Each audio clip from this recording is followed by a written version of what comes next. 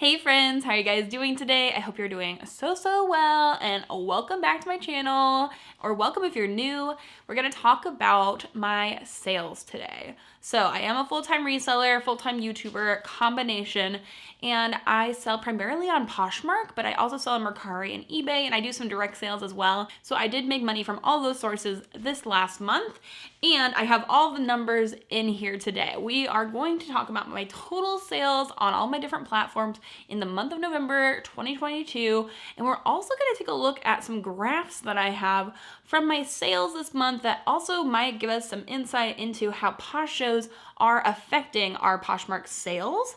I think that's some key and valuable information, so we're going to definitely talk about that.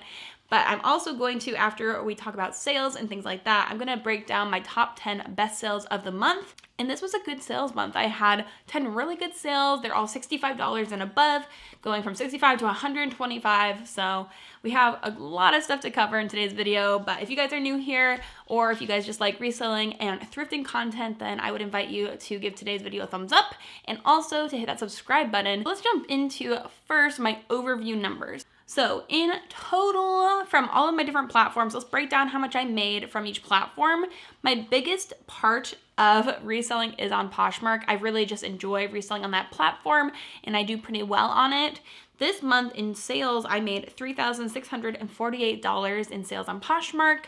We made $58 on Mercari, and I looked back at November 2021 when I made a video very similar to this, and I sold 29 items on Mercari a year ago. So I think that something has happened to my Mercari. My account is just not getting a lot of views. I've actually contemplated maybe even starting a new Mercari to see if maybe something happened.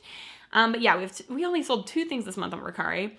eBay, I had $231 of sales, and then I did do $145 of direct sales to subscribers this month. So in total, from all those different avenues, we sold 108 items this month for a grand total in sales of $4,082, which has been very similar to my last 2 months of sales, which is great. I looked back at a year ago and I sold about $2,500 in sales. So to almost double that is really exciting for me and really has been my goal. My goal, because I'm also making 3 videos a week here on YouTube, is to sell around $4,000 each month. And I've been hitting that goal for the past couple months. So I'm very proud of myself and also excited about that.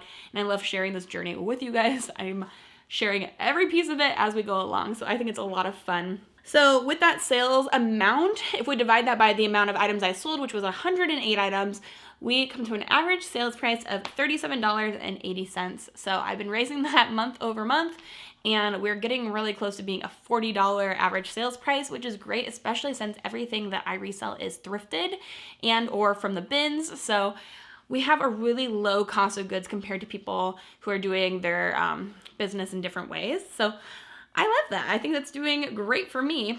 And now, since I wrote down those bigger numbers, the overview numbers, now we can show you maybe some graphs. I think this will be helpful because I know that Posh shows are a big topic right now, and I have done some Posh shows, and I did 3, I believe, in this month. And I did them all in the first half of the month. The normal days I was doing it was Thursday, and so we had Thanksgiving in there, and then I got a cold after Thanksgiving. So the last 2 weeks of November, I didn't do a Posh show, but I did in all the other weeks of November. So let me scoot over so I can show you this data. So I'm gonna throw up my Poshmark graph here on the screen for you, and we can look at it and see some spikes. Now those biggest spikes happened on days where I had Posh shows. So I was selling majority of things from my Posh closet that were already listed. I was just having kind of discounts off of a lot of things and throwing some anthropology pieces into the Posh shows. But I also found for me, I had a huge spike in sales right after a Posh show as well. And we kind of know that's how the Poshmark algorithm works, that if you sell one thing, you tend to kind of snowball and sell more things.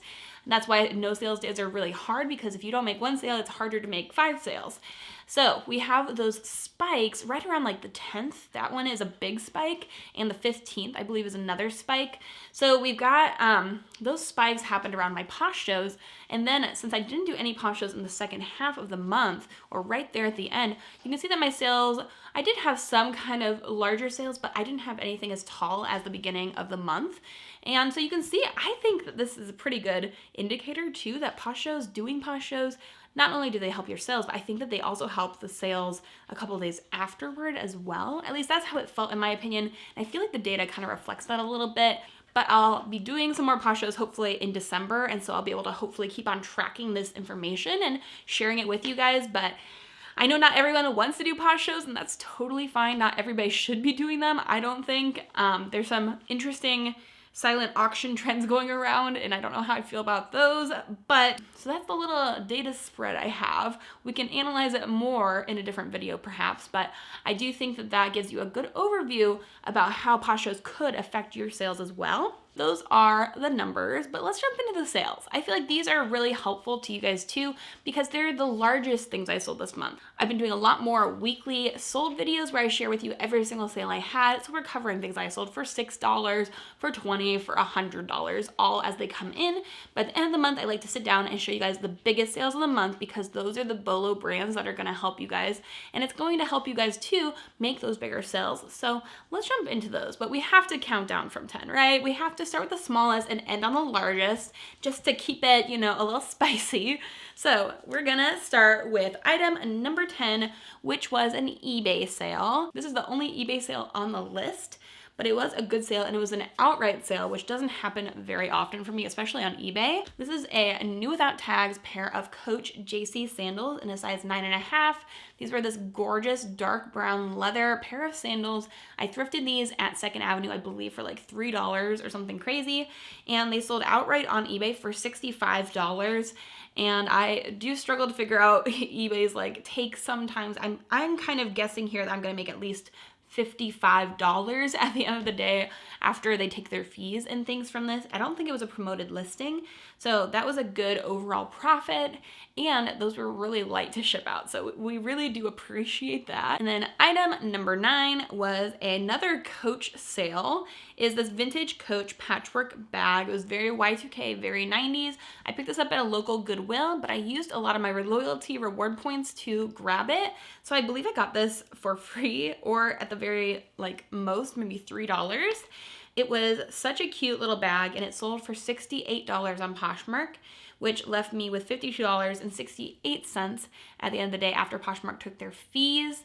And I did sell this pretty quickly. I think I only had this listed for a few weeks, maybe at the most. So Coach has been selling really well for me lately. I've been trying to find more consistent sellers, especially heading into Christmas season, because those things will generally be given as gifts as well. And usually people don't care if a bag has been thrifted, you know? So next up we have a number 8, which is a Free People Around the Clock set. Now, I found this set in the bins, which was such an exciting find. I think I paid about $1 per item, so probably about $2 into the set, and it was such a cute like sweat set. And it was very cute for lounging around for sure.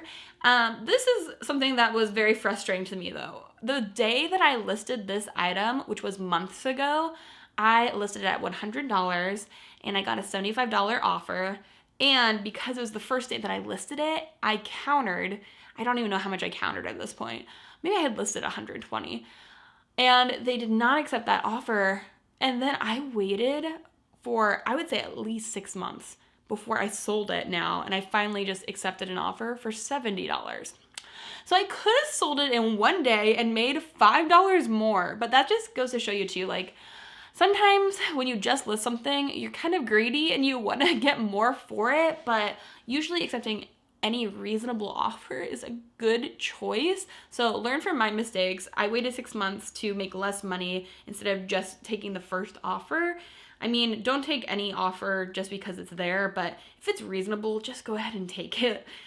Take my advice. But from the $70, we made $56. I must have sent out a discounted shipping on it as well. And so at the end of the day, we made about $54 in net profit. So a good sale, but it did take a while to sell. Then next up is a piece that was actually part of my dollar thrift challenge, and it was from a buy sell trade store that's local to me. It's called Uptown Cheapskate, but it's this Helmut Lang pink St. Woods t-shirt. It said heads up on it. I think it was upside down. It was this really cool Helmut Lang piece. It was a really cute pink color, and it sold for $75 on Poshmark. So at the end of the day, we made $60 net profit. And since this was a part of my dollar thrift challenge, if you guys haven't watched that series, Very good series. I started with $1 single and I tried to turn it into $1,000 and I went way above that. It was very, very fun. So this piece didn't have any cost attached to it from how I was doing that series. So I made $60 in net profit. Very, very good. And then the next piece, number 6, is this pair of embroidered Ugg boots. They were this gray pair with like fold over tops and beautifully embroidered with flowers and all these beautiful colors. They were amazing. And they were in a women's size 6.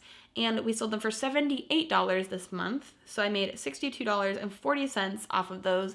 And I got these at a buy sell trade store. And I believe I used in-store credit to purchase these from things I'd picked up in the bins. So again, not anything out of pocket for those. And we made about $60 at the end of the day, which is really exciting. Then number 5 is this pair of new with tags Eileen Fisher drapey tencel high-waisted wide leg pants in this like white cream color. They're a women's size 20 and these ones were so nice. I found these at a local Goodwill, new with tags, and they were only $7.99. So I paid $8 for these and then we sold them on Poshmark for $80. So 10x to my money, super exciting. And then our take after Poshmark took its take was $64. So I think I made what? I made $56 at the end of the day, which is not bad at all. Those did sit for a bit, but now that we're in winter, they did sell. And I kind of assumed that they would be more of a wintry piece. So then item number 4 was something that I just picked up. It sold within a few days. It was this new with tags tucker neck Ivory Rhodes shearling pullover. It was in a women's size medium. I found this at 2nd Avenue. I found this on the Veterans Day sale there. And I think my cost of goods that trip was like $3. And it sold within a few days for $85. And we made $68. So I made about $65 off of that one sweater. And that whole trip, I think I paid maybe $200 for everything that I got. So we definitely are well on our way to recovering our cost of goods for the entire trip with just selling one piece, which is amazing. And that was such a good find. I really do like reselling tucker neck and it does move really quickly for me. So if you see that out in the wild, I would definitely consider picking it up. And then one of my other favorite brands to resell, this piece literally sold on the last day of the month. So it's not like even I had tons of time to feel excited about it because now we're moving on to a new month. But it was a really good sale, and that would be this Diane von Furstenberg Simonia dress. It was in this like purplish color with all these like little flowers and ruffles. It was really cute, and I think I paid about $5 for that dress. So it sold for $90 outright, which means we made $72. So I made about $65 on this dress. And it did sell literally on the last day of the month, full price, and we love it when those kinds of sales roll in, right? But Diane von Furstenberg is a brand that I pretty much always pick up if I find it in the thrift, especially in the bins. I would not pass on it in the bins ever. I have passed on like shoes from Diane von Furstenberg at a regular thrift store, but you just have to look up your comps. Some of her older pieces are not as desirable, but some of them are. So you just kind of have to keep looking and researching. And then that was item number 3. My second highest sale of the month was this new with tags Lafayette 148 sleeveless silk dress in a women's size 16. This was new with tags and the original price on this was over $400 for this dress.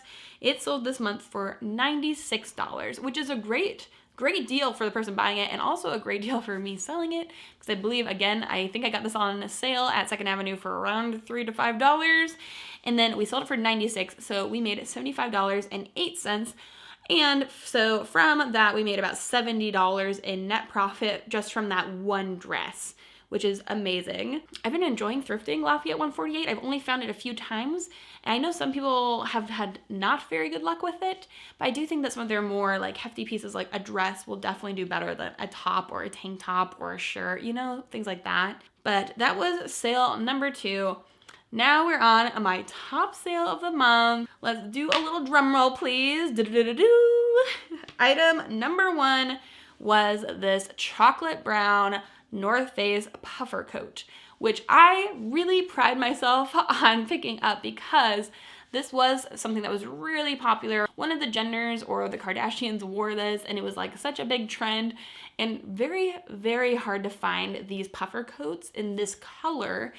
But I was just scrolling on Facebook Marketplace a few months ago, and I saw this coat on Facebook Marketplace at a place that was local to me. Somebody that lived nearby was selling it for like, I think 20 bucks. And I was like, oh, I need it. I need to go buy it to resell. So I picked it up, brought it home, pictured it, listed it, and it took probably a good 6 months to sell. But when we hit winter again, there it went. It sold for $125, which means my $20 investment gave me an extra $100 in the sale. And then after Poshmark trades fees, I made $100. So pretty much $80 net profit at the end of the day, which I'm very happy with. I don't normally pay up for things, but that was a piece that I knew would sell for good money. I had it listed at $200. I had it listed for a while. I had tons of likes. And so that is another thing to be on the lookout for. Excited about all those sales. It's really fun to say that my top 10 items were all thrifted sales, and they all sold for over $65. Like, that's amazing. And there were so many other sales that I could have talked about that sold right around $65, like $60. So I'm really happy with how this month went for me. I know that Q4 is supposed to be a good month in general for everyone, so I'm hoping that your guys' sales are doing really well too. If you guys are resellers, let me know in the comments how November was for you. And if you had a really exciting sale, definitely let me know that too. And also, let me know if you guys have been doing POSH shows or have noticed any changes with your sales compared to when you have a POSH show, or if you're not doing POSH shows. I think it'd be interesting for us to compare our data and information. I just think that would be very helpful and also really informative. So let me know in the comments down below. Give today's video a thumbs up if you enjoyed it, and also make sure you hit that subscribe button. But thank you guys so much for watching. I hope you guys are having an amazing day. I hope you have an amazing rest of your day, and until the next video, bye.